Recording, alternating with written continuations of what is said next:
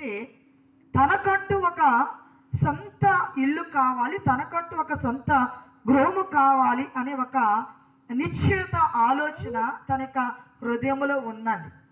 అందుకనే ప్రియులారా, దేవుడు మాట్లాడుతున్నాడు, కుమారుడా నీ యొక్క హృదయమును నాకిమ్ము అని దేవుడు చెప్తున్నాడు.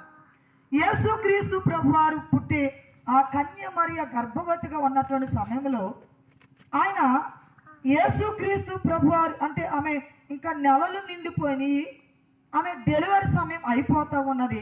ఆ సమయంలో ఆ యొక్క యూద ఆ బెత్లెహేం అంతా కూడా వారు తిరుగుతూ ఉన్నారు.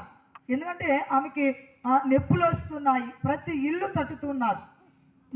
యోసేపు గారు పిలుస్తున్నారు, ఏమండి మరియమ్మ గారు డెలివరీ టైం అయిపోతూ ఉంది, నొప్పులు వస్తున్నాయి, కొంచెం చోటు ఇవ్వండి, కొంచెం చోటు ఇవ్వండి అని ప్రతి ఇంటి తలుపు తట్టారు. ప్రతి వ్యక్తిని కూడా వారు ఏమడిగారంటే సహాయాన్ని అడిగారని. కానీ ఆనాటి ప్రజలు వారి యొక్క గృహాలలో కానీ వారి యొక్క ఇంటిలో కానీ ఏమండి వారు కొంచెమైనా మరియమ్మ గారికి స్థలం ఇచ్చారా, వారికి కొంచెమన్నా ఆశ్రమం ఇచ్చారా అంటే ఎవరు కూడా ఏం చేయలేదంటే మరియమ్మ గారిని చేర్చుకోలేదండి.